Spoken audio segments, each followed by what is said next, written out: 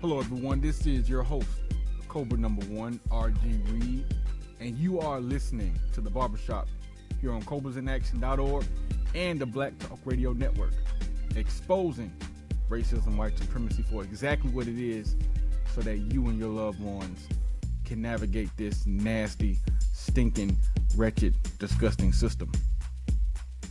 The purpose of this website and podcast is to eliminate all confusion in regards to racism and what it is, so that those who are classified as black are no longer confused. We find this show to be necessary because before a problem can be solved, it has to be identified and understood. And too many black people do not understand racism. Visit us at COBRAsinaction.org, a website dedicated to countering racism and replacing it with justice. Also, visit us at peopleofthesunpublishing.com, and please purchase our first publication, Racism is White Supremacy, the pocket guide to counter racism. Please like us on Facebook and follow us on Twitter, YouTube, Instagram, and SoundCloud. We're always publishing content to all of our social media sites, so please follow. This is our fourth podcast in the series titled Understanding Racism, White Supremacy, in which we aim to show how racism is present 24 hours, 7 days a week, in all non-white people's lives. Today, I will be speaking on travel in the system of racism, white supremacy. You know, at first glance, one doesn't think of travel as being an important activity in the system. But after doing a little research, we found that it is, which is why I'm going to go over it today. Last but not least, this is our first show on the Black Talk Radio Network, and I would just like to say hello to everyone, and I look forward to conversing with you about everything racism. About a year ago, I decided to dedicate my life to countering racism as a black person, as a victim of racism, white supremacy, as Gus Renegade would say, fellow host here on the Black Talk Radio Network. I found it necessary to take on this task for myself. So, doing the podcast, running the websites, this is my contribution to the fight. And central to that fight is understanding what racism is so that we can counter it. Because too many black people, like I said earlier on, do not understand racism and exactly what it is. So if you have a problem, and if that problem is not, if it's not diagnosed correctly, how in the hell are you going to solve the problem? You can't. So that is my aim, to articulate racism and to assist in countering it and solving our biggest problem. And before we take this quick break, I also want to give a shout out to Black Talk Radio Network founder Scotty Reed. I came across the Black Talk Radio Network, well, it's been over a year now, and I haven't looked back since. As a matter of fact, my whole inspiration for even getting on the microphone, that initially came from Scotty Reed and listening to the just countless hours of broadcasts of black people on this network talking about issues that you really don't hear anywhere else. And I said, I said then, I need to be part of that. And so now, a little over a year later, here I am. I'm part of it. So again, welcome.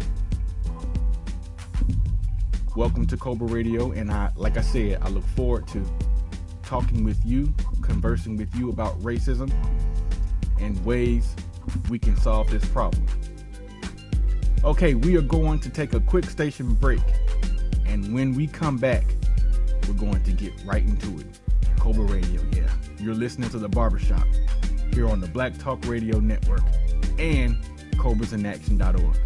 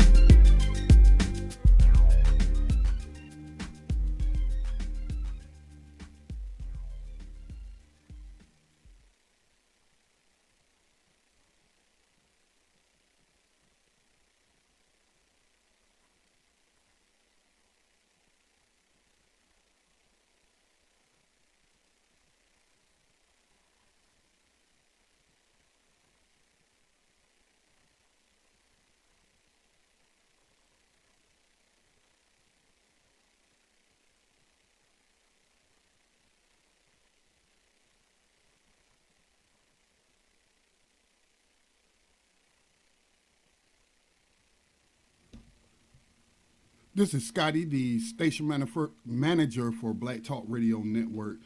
There appears to be an issue with the file, so I am going to take care of that. So stay tuned. Again, as you heard, you're listening to C.O.B.R.A Radio, the Barbershop, and we will be right back.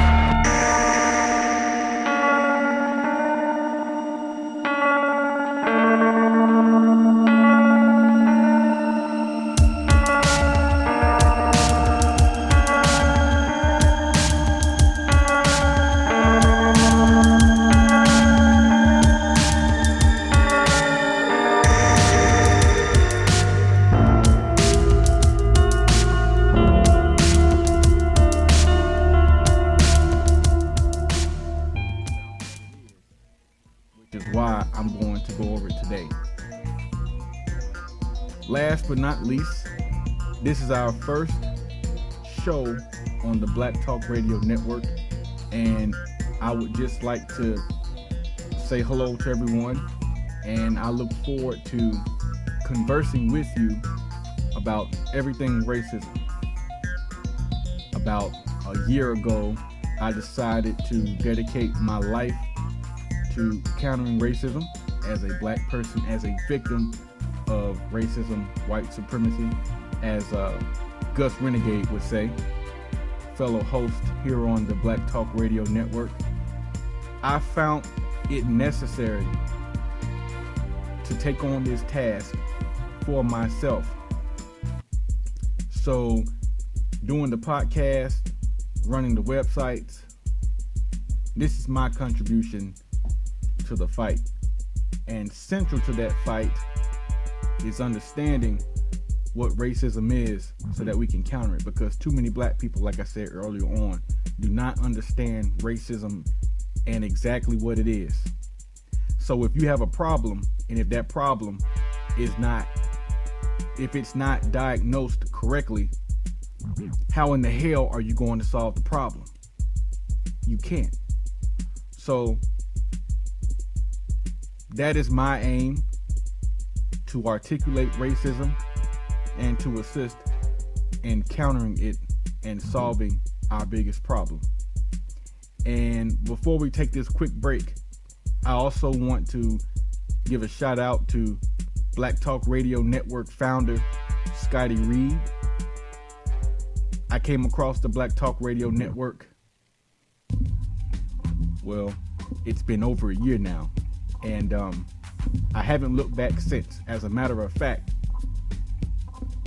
my whole inspiration for even getting on the microphone, that initially came from Scotty Reed and listening to the just countless hours of broadcasts of black people on this network talking about issues that you really don't hear anywhere else. And I said, I said then, I need to be part of that. And so now, a little over a year later, here I am. I'm part of it. So again, welcome. Welcome to C.O.B.R.A Radio, and like I said, I look forward to talking with you, conversing with you about racism and ways we can solve this problem. Okay, we are going to take a quick station break, and when we come back, we're going to get right into it. C.O.B.R.A Radio, yeah. You're listening to the Barbershop here on the Black Talk Radio Network and COBRAsinaction.org.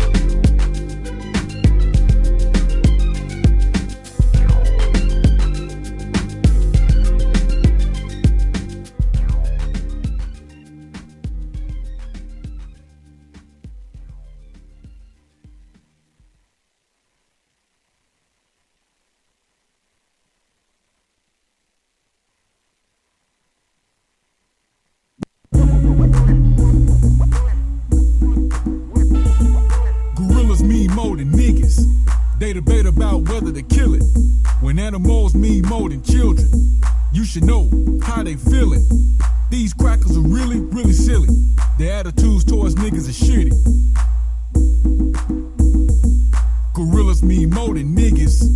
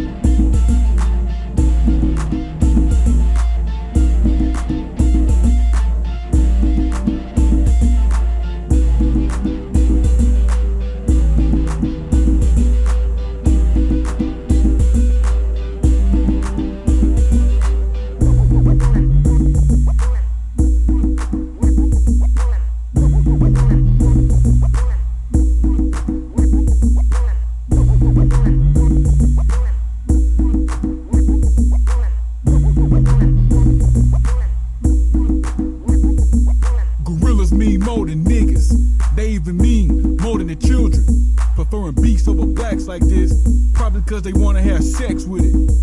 White people are full of shit. They really make me sick. Gorillas mean more than niggas.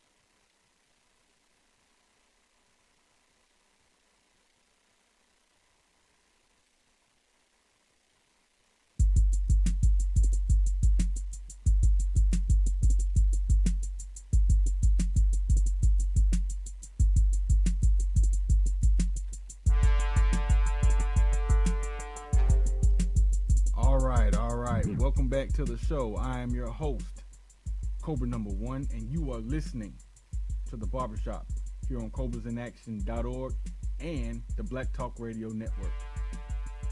Before we get into it, folks, just want to give myself a quick plug right quick. That last song you just heard, that is the latest release from C.O.B.R.A. It's called Harambe, and it's making reference to the gorilla that this past summer was killed by zookeepers in Cincinnati when the black child got trapped with the gorilla, and white people just went into a frenzy over this, and they really showed their disgusting selves and their preference for a gorilla over a human life, over a black life, over a nigga. This is a foul system, and this is how they see us. So we're not going to be sugarcoating anything on this show. Racism, white supremacy is foul. It's nasty. That's the reason why it has to be countered. And just the blatant way they showed themselves and how they preferred animals over black people, I thought that was just disgusting. Disgusting enough to do a song. So that was Harambe. That will be available soon for you guys to pick up and support if you would like to. All right, so anyway, welcome back to the show. Today we're talking about travel in the system of racism, white supremacy. We're first going to go over the history of travel. Who traveled originally? How has it changed since the beginning of time? Well, in the beginning, I'm sure, as most of you all probably guessed, just as is the case now, only rich people travel. Rich people, those with money, and the aristocracy. Those were the only people that traveled. No one else in the world traveled. It was too expensive. Now, amongst these two groups, they were divided up into two camps. You had your travelers and you had your tourists. Your tourists were people that were looking to travel for leisure. These were people that maybe woke up one morning and said, you know what? I don't like the weather. I don't like this time of the year here in place X. So I'm going to, well, let's say place Y. And I'm going to get myself some sun. Okay, so these were your people that traveled for leisurely purposes. These are your tourists. Your travelers, a little bit different. Travelers were people that moved from place to place with a purpose in mind. Hell, you have travelers today. So for instance, take the Vikings. These people would have been considered travelers. That they moved with a purpose. They moved to conquer people. Just like today. And all throughout human history. Those who are being conquered, what do? They become refugees and they leave. Well, these are travelers too. Leaving to avoid being conquered, leaving to avoid mistreatment. These are your travelers. And this was the only time in the ancient world, throughout history, that people with little to no means, quote unquote, traveled. They were leaving because they did not want to be mistreated. They did not want to be harmed. They left to get out of harm's way. All right, so throughout history, what have been some of the barriers to travel? Now, obviously, money was one. If you don't have any money, you ain't going nowhere. But also, in addition to money, roads were a problem. You know, in 2016, we too much don't really have an issue with roads. But going back 150, 200 plus years, roads were an issue. You get somewhere and you get a bit of bad weather and you stuck for like 2 months. All right. So the infrastructure just wasn't there for mass travel. The infrastructure just wasn't there. And as I just mentioned, weather. The weather played a real big part in keeping people from traveling long distances. Why? Because it would have been hard to prepare. Again, you're traveling, the horse gets stuck, the buggy gets stuck, whatever mode of transportation you're using gets stuck, and you're done. All right. And last but not least, horses. It took a lot of money to accommodate horses. Horses can only travel so far before they have to stop, rest, eat. For a person with little to no means, this would have been pretty much an impossible task to do. to go around. You know, it's not like they had credit cards where they could just go and just pretend like they had money they really didn't have. All right, so traveling is a new phenomenon experienced by the middle class. Most people just didn't travel historically. Now, getting more to the point, why travel? Why is it important to travel? Slavery messed black people up. We're not connected. First and foremost, we need to travel because we need to connect with each other. You see, with slavery, we lost a sense of unity. Black people are not connected. The Olympics this year just happened in Brazil, and all those black people on the television in Brazil, and I'm willing to bet most of you did not feel any sense of connection with those people at all. You probably chalked it up to well, those people are Brazilians. No. I would say do not fall into the trap of using white people's labels. Those people you saw, those people of color, those people are Africans.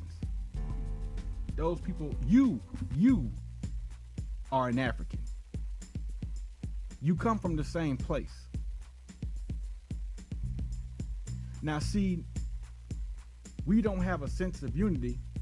We don't have a sense of unity, which means that we're not a team. In order to counter racism, white supremacy, black people have to act as a cohesive unit. And we have to work together. Period. If we don't come to some kind of global understanding, some unwritten understanding that, hey, we all need to be doing our part to counter white people, you can forget about countering racism. It's not going to happen. White people have too much power for us not to use every tool at our disposal. And unity is definitely a tool that can be used by us to counter them. Also, slavery. What else did slavery do? Why else do we need to reconnect? We have lost a sense of who we are.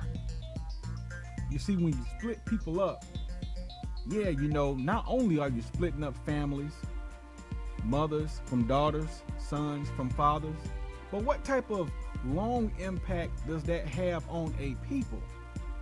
I mentioned a sense of unity, but also you lose a sense of culture. You lose a sense of purpose. Why are you here? You lose a sense of your own history, replaced by those who have their foot over you, replaced by your oppressors. And all that does over time is that it confuses people. It confuses those who are the oppressed.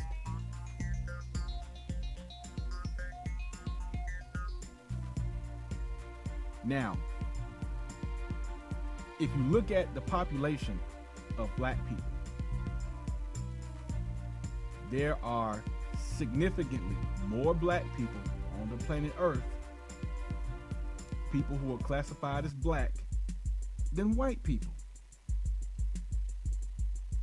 So if you're asking, well, why should we connect with these people? I'm not a Brazilian, I'm an American. Why should we connect with someone that speaks a different language and they're not Americans? Well, you could argue, if you're a black person, you yourself are not an American. You are a descendant of slaves, which puts you in a category as someone that is unequal to white people, aka Americans. You are inferior. This is your status. This is the whole point. We have to undermine white people so that they are no longer superior. This is the whole point of counter-racism.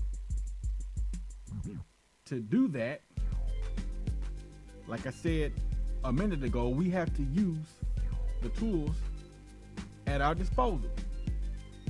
Our numbers, the mere fact that our population is larger than theirs. White people are the minority on the planet. Dr. Frances Cress Welsing made that clear. That was key to her analysis of white people.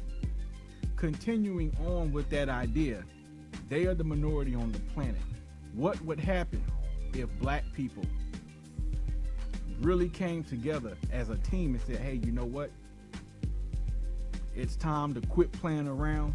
We're going to counter racism, white supremacy. That scares the shit out of white people.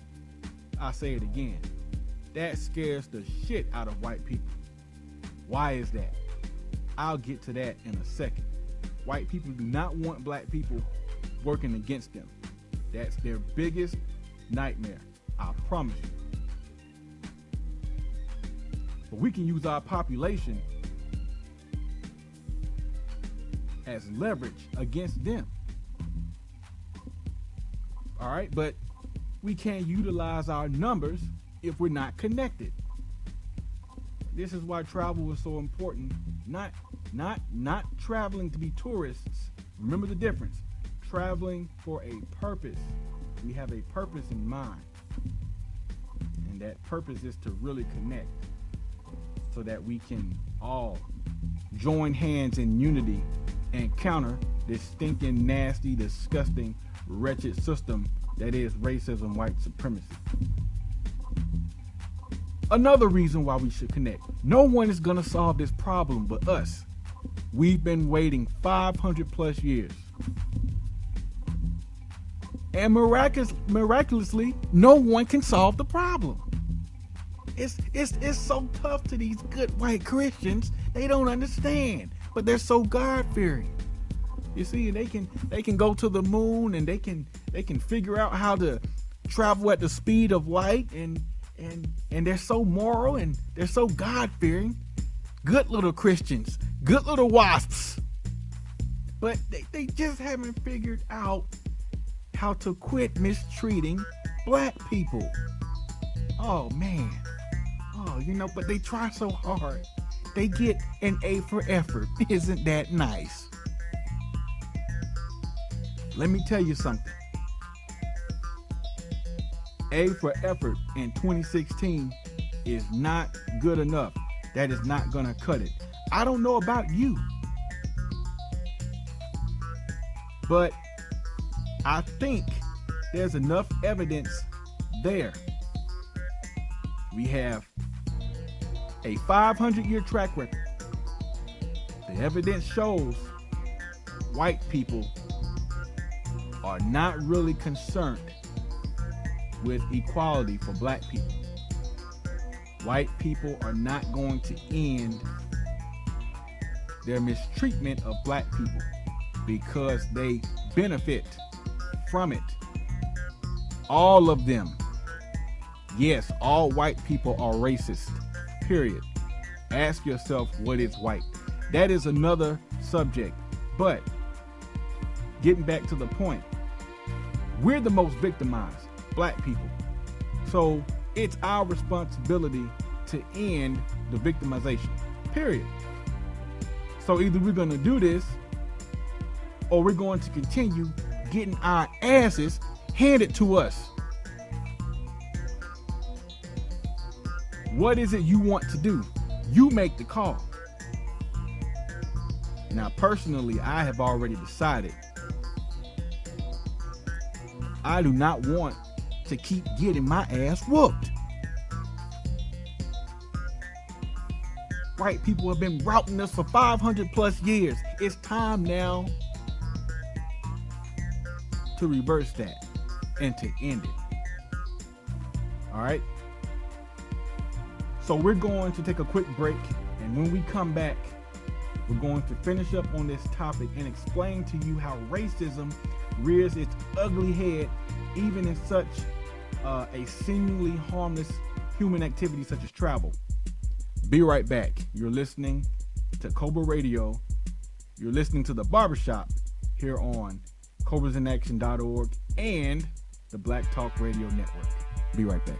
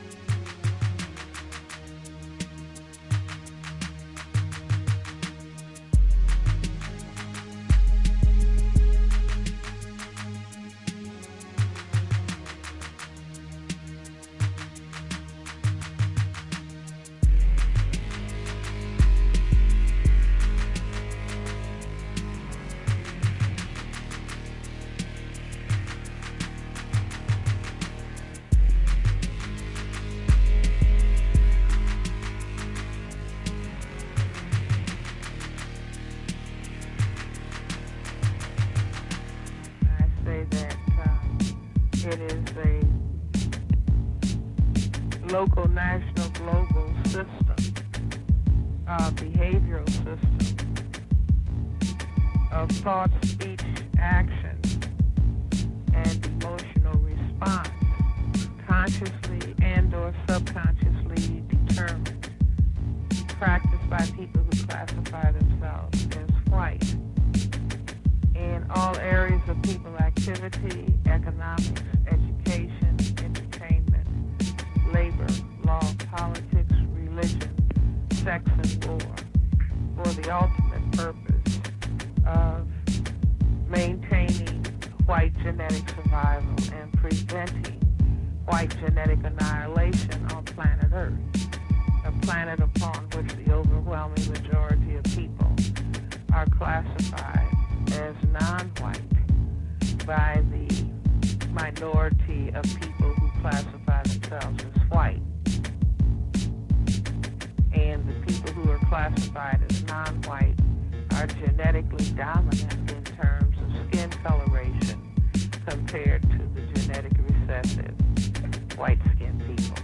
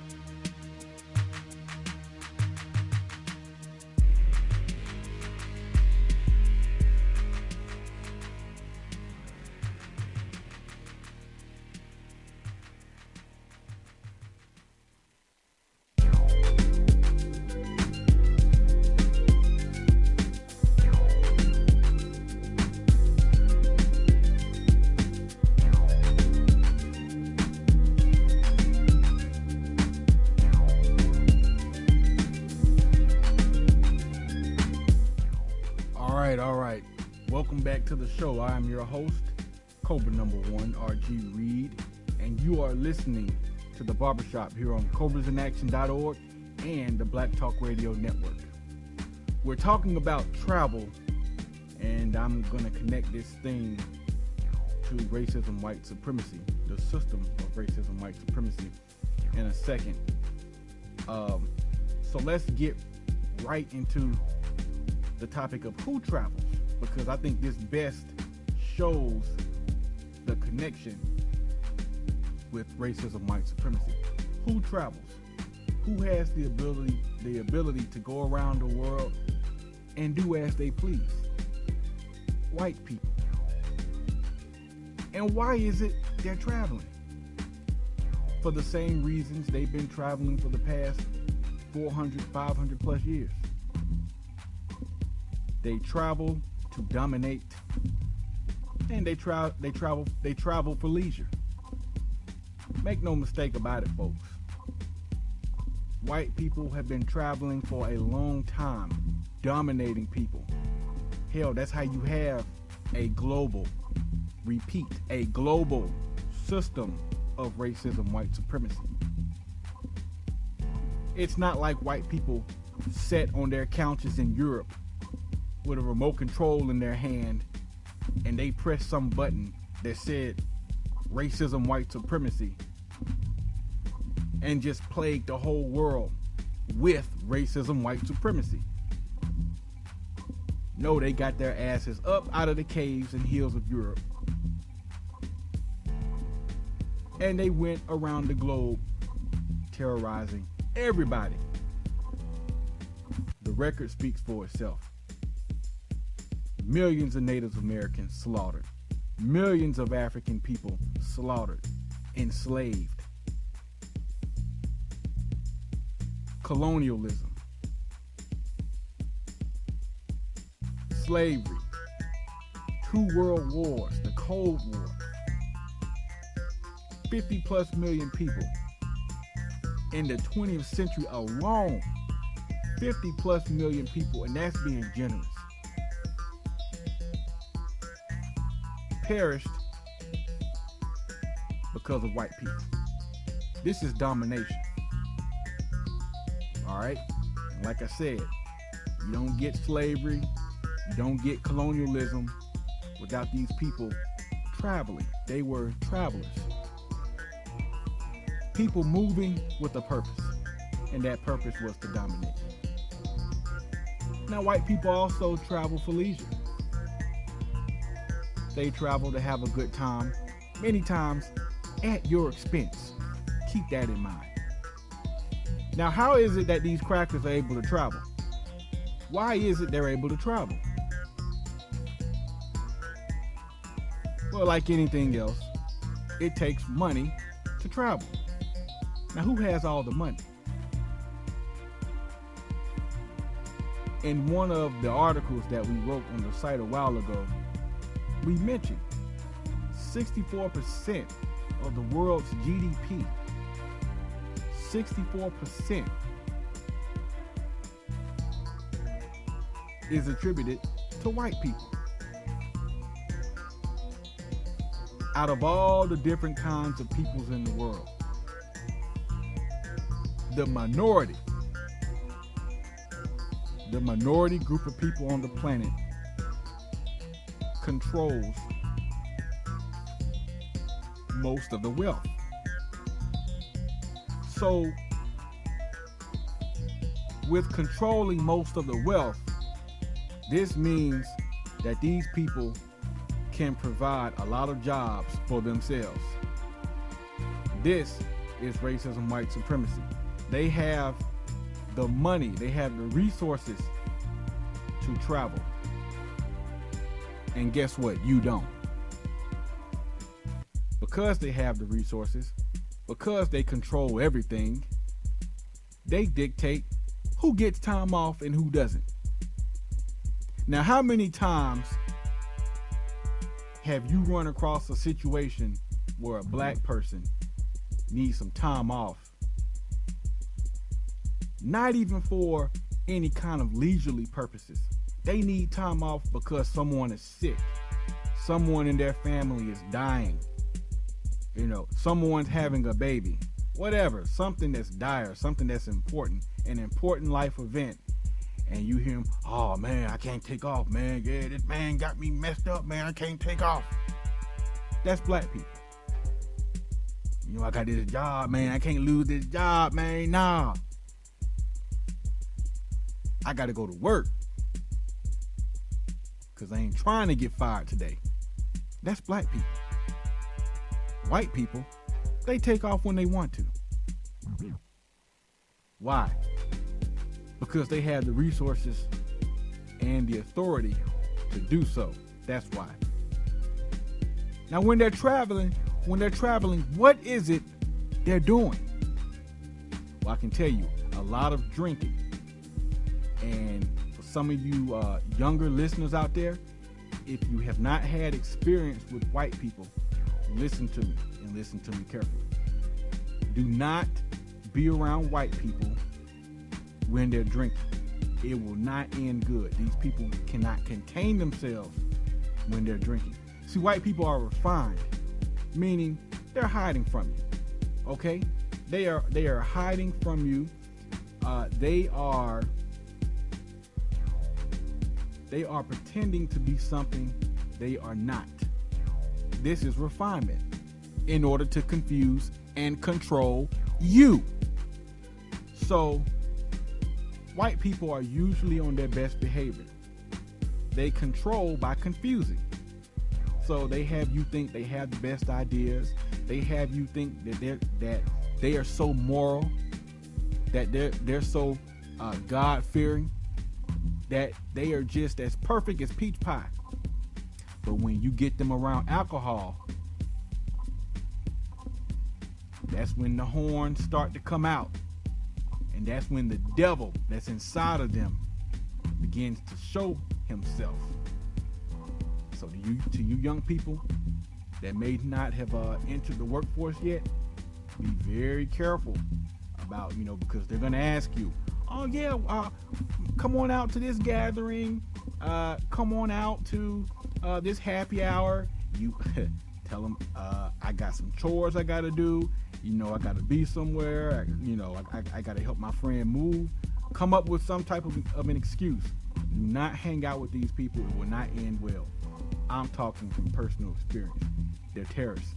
Now, when they travel, they do a lot of drinking, and they just do generally just a lot of terrorizing. These people are shitty patrons. They're shitty customers. They don't tip worth nothing, and they expect you to do everything. Just some nasty individuals. Most of them. Even when they're trying to be refined. A lot of times it comes out, especially when you're serving them. And I've served these people here in the States. I can just imagine what it's like when these devils go to these other countries that are perceived to be lower and not of the same status to them. I'm sure they treat them really bad, really nasty, really disgusting. So when they travel, they're generally terrorizing the local population, not paying them shit, misusing them, pointing their fingers at them. Oh, look at the natives. Oh, isn't that nice? Isn't that so nice? Because see, white people are real big on looking down on others. That's part of their culture. They like to see people doing worse than them because it reminds them of how well they're doing. Just terrorists all the way around. Now, sex tourism. I saw a documentary about this about a year ago. Documentary on white people going around looking for black bodies to sleep with. Fat, disgusting, old, nasty white people going around looking for black bodies to sleep with. That's disgusting. But it's pretty big. I mean, I can't remember the name of the documentary, but just type sex tourism documentary. It will come up. These people are terrorists. Human trafficking. This whole trend of white people going around adopting niggers. Oh yes, we're gonna take this poor, wretched child, this poor, disadvantaged child, and we're going to adopt it. And we're going to give it an opportunity to live with us good, God-fearing, angelic, white Christian people, white Christian, God-fearing folks. And we're going to give this this child an opportunity that he or she would not have had living with their deadbeat parents in the middle of Ghana somewhere. Okay, now, don't be fooled by that. White people are not being nice. Many reports show that there is an epic amount of slavery going on right here in the United States of America. These people are going over to places like Haiti, some of these places that are doing really bad right now, and they're taking the children from the parents. The parents are thinking that these children are going to have better lives. No, they're not going to have better lives. These white people, what they're doing, they're taking children under the premise that, we're going to feed them, we're going to clothe them, they're going to have a better opportunity in America. They bring them over here and they use them as work slaves. They use them as sex slaves. They mistreat them right here within the United States of America, the United States borders. They mistreat them within our own borders, folks. And it's going on in the privacy of these people's homes, and it's really tough to figure it out. And I would argue that there's not a lot of effort being put into figuring it out because white people are so racist. They collectively think along the lines of, these niggers, they weren't doing shit in Ghana anyway. So whatever's going on, whatever kind of mistreatment is going on, is probably better than what they were experiencing in Ghana. So they should be lucky and count their blessings and blah, blah, blah, blah, blah. And I'm going to get a donut. See, this is the police officer talking. I'm going to get a donut. And then he feeds his fat face. So human trafficking is really big. All right? These people are not being kind. These people have an agenda. And that's to mistreat and to exploit people. This is in keeping with white behavior.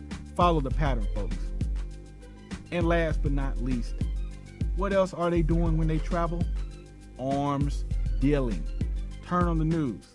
People shooting each other up, blowing shit up. Where are they getting these tools from? Crackers. The biggest arm dealer on the planet, the United States of America. Crackers. When you turn on CNN or C-SPAN and when you see that white person, there's cameras in the room, all the bulbs are flashing, and you see some leader of color shaking hands with some old white person with some glasses on, a vitamin D deficiency, whatever. They're shaking hands and all the cameras are going. What do you think they're shaking hands over? Central to whatever the hell they were talking about was some kind of arms agreement. And then, of course, the people of color are so stupid, they use it against themselves, paying white people for the privilege. All right? So, black people, we're talking about who travels. Who travels in the system of racism, white supremacy? Black people do not travel. I repeat, black people do not travel in the system of racism, white supremacy. Think about it, folks. Come on. It's not that hard. How can a black person travel in the system of racism, white supremacy? With what money will black people travel in the system of racism, white supremacy? Can black people collectively, not the onesies and twosies, I'm talking about black people collectively. Are black people collectively taking a lot of time off work? I don't think so. We don't have the resources. We don't have the authority to travel. We don't have the leisure to travel. We really don't. Let me ask you this. Why is it that white people don't want black people, niggers, as they refer to us, why is it they don't want us traveling? One word, Haiti. Haiti. White people do not take L's lightly at all. When they got their asses whooped, when the French got their asses whooped, that left a long stain on the memories of white people. You know, their whole genetic material, it doesn't matter if you're French or not. If you're white, you are genetically connected to that ass whooping that the French took from black people in Haiti. And they don't take L's lightly. Look at how white people act. Look at how white people act when you had that black athlete. Brother Davis, I'm not logged in yet, but if you can, just so you know, I'm probably going to start just a little later because Scotty had. Millions of white people the next day talking about it, discussing it, condemning her. That was a loss for them. How is this nigger gonna go and represent us and embarrass us? Even if it is indirectly, folks, white people don't take L's at all. Doesn't matter how insignificant the L is. That black person, that nigger, going over to Brazil doing that was an L for white people. You don't ever want to undermine the image of white people. You have to understand refinement. Now, white people don't take L's lightly, and they don't forget. Haiti was a big ass L. They lost. They got their asses routed, and they still won't let it go. That's why when something happens in Haiti now, this service is provided in high definition by free conference call hd.com. This conference is being recorded. Q&A session started. To the French, the injustices, these people were trying to enslave the people that we call Haitians today. Damn right they routed them. Damn right they got them out of Haiti. White people don't like that.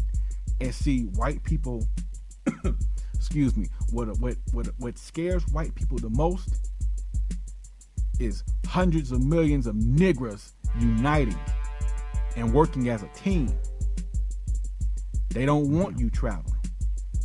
It is not in the interest of white people for black people to have money to experience the world and to reconnect.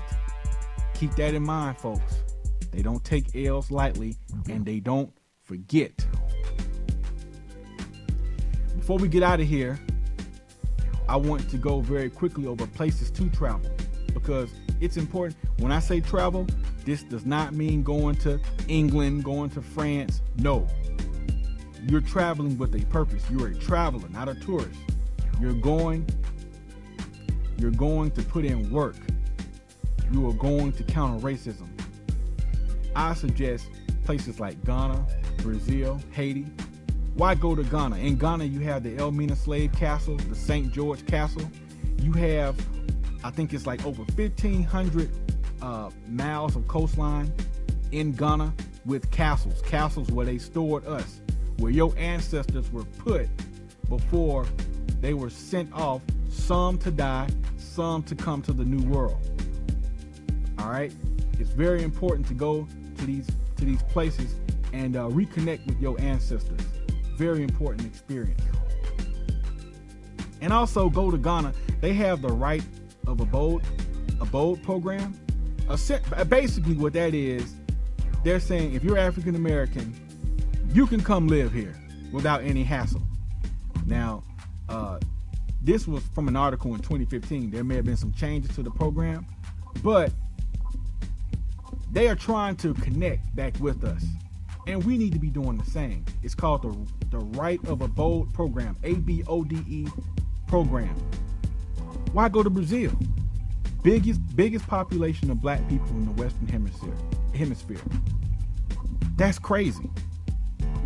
Now, do you think the cat that's sitting on the corner somewhere in the Bronx, playing music on his iPod, his iPad, whatever, do you think he knows that the most people that look like him do not live here in the United States?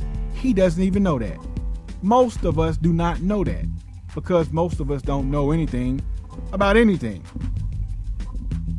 No fault of our own. We're oppressed. All right, but we got to do a better job of lifting that foot of oppression off on us. We got to get it off of us. It's relatively low to do business in a place like Brazil. If you're a black person with some money, you can go to a place like Brazil, buy up some land, buy some homes, start some businesses, employ some people. And I'm not talking about 1, 2, 3, 4, 5 people. I'm not talking about going to Brazil to start a barbershop. I'm talking about going to Brazil, working with the people there, using resources. Let's start some major manufacturing. You know what I'm saying? Something that's going to employ like thousands of people. Same thing with Haiti, same thing. We should be going to Haiti to reconnect with our people in Haiti. Because that's very important. Getting some of that energy from the ancestors, from the descendants, from ancestors that whooped white people's asses 200-300 years ago, however many years ago that happened. All right. But anyway, that's the end of the show. I hope you all enjoyed it and found it constructive. Please visit COBRAsInAction.org and peopleofthesunpublishing.com, and please purchase our first publication, Racism is White Supremacy. Also, like us on Facebook, follow us on Twitter, YouTube, SoundCloud, and Instagram. Just go to the social media section at the bottom of our website on COBRAsInAction.org.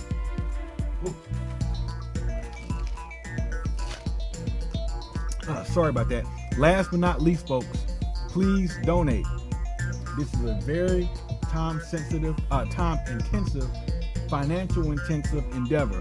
But articulating racism so that we can counter it is the most important thing any of us can do. So please support this effort. Remember, catch the show every Wednesday and Thursday from 5 to 6 p.m. here on the Black Talk Radio Network, and archives of the show are available on www.cobrasinaction.org. This is R.G. Reed signing off. Until next time, peace.